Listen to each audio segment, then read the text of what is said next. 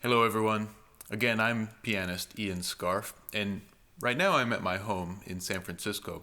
I wanted to record this extra little piece just to give you all a special program note for the next selection on the program, a kind of behind the music look at this next piece that I'll perform for you all. This next piece is by the composer Franz Liszt, one of the great composers of the 19th century, of what we call the Romantic era in music. The piece that I chose is a solo piano work called a concert etude, and I thought a little bit of explanation about this piece will help you get a kind of a roadmap for listening to this wonderful piece of music.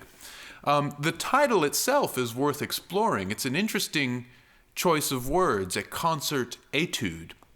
An etude in music is something that is often given by a teacher to a student. An etude, actually the word in French means to study. So an etude is a piece of music that is intended for practice purposes, usually to get some part of your piano technique in better shape. There are countless examples of etudes from across the eras. There are etudes that deal in scales, running up and down the keyboard. Etudes with chords, you have to use all the fingers. Etudes where you have to stretch to play octaves. All kinds of etudes, basically anything you can imagine. Calling a piece of music an etude is a little bit like calling a piece of music homework, So when Liszt calls this a concert etude, it's an interesting choice because, of course, a concert piece is not meant as homework. It's meant as a performance. It's meant to be enjoyed by the public. It's meant to have a kind of narrative arc that takes us on some journey, right? So with that in mind, with the dual natures of this little piece of music, I'm going to give you a few examples of what you're going to hear as you listen to this. Now, as I said, this is an etude, and it's meant to develop certain areas of technique. And Liszt focuses on a couple of different technical challenges in this that are very interesting, both for me to practice and I think for you to listen to and to watch. The first of these technical issues is something that we call arpeggios in music. Now, an arpeggio is just like a chord, except you play a chord all at once.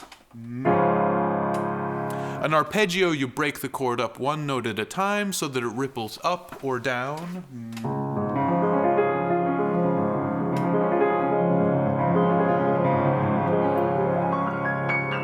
In fact, the word arpeggio is related to our word harp. So if you can imagine a harp player strumming up those chords or down, that is the effect that Liszt wants the pianist to accomplish in this piece, that kind of rippling harp-like harmonies. Now, throughout this piece, you'll see that my fingers are busy working on transferring those strings up and down through all of the different chords. But that is just the first technical element in this. It's not the only one. The second one comes when Liszt, after he's set up this sort of ocean wave motion in those arpeggios, he adds a melody on top of it. Now, the melody itself is rather straightforward. Take a listen.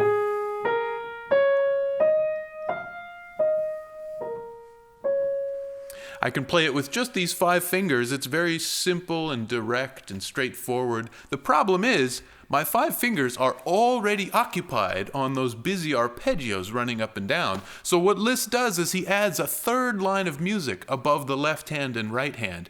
When you first see this as a pianist, it's a bit shocking. What am I to do with a third line of music? Am I to play the melody with my nose, or perhaps like Bugs Bunny have one of my feet up on the keyboard?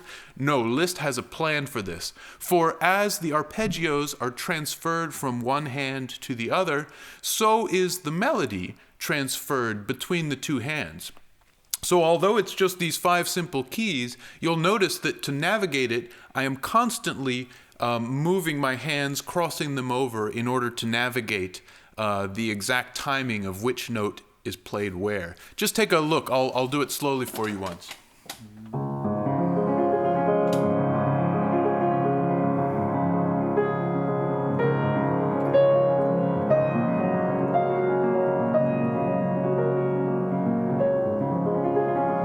And then later, of course, he makes it more complicated.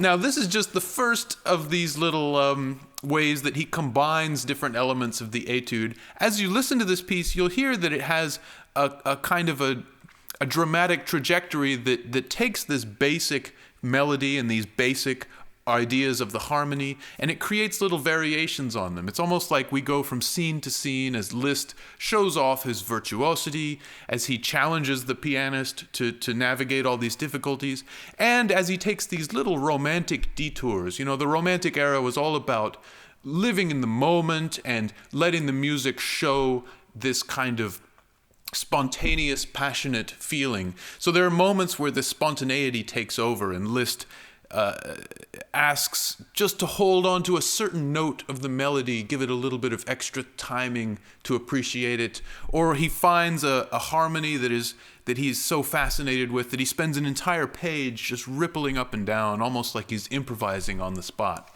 So this is a wonderful piece, this concert etude, and I hope you enjoy it. Oh, wait, one more thing.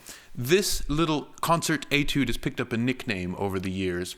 It's at the top of the first page, there is a little subtitle in Italian that you will read. It says in Italian, un sospiro, which translated to English would be a sigh.